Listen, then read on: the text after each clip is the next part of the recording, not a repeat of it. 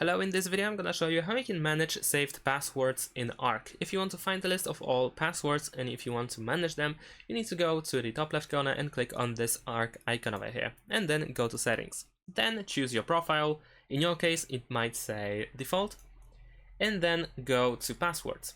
Over here you have the list of all passwords, and in order to manage the password you can simply click on the on the address. And here you should see your username that you use in order to log in, the site, the password for the account, and notes if you have added some of them. You can also view the password by clicking on this eye, and by doing so you will reveal the password. Now you can click edit in order to update the username and the password. You can also once again click on this eye in order to reveal the password, and you can add notes over here. Or if you want to, you can also delete the password by clicking on this delete button over here. And that's it. Thanks for watching. Leave a like and subscribe to my channel, and see you in my next videos. Bye.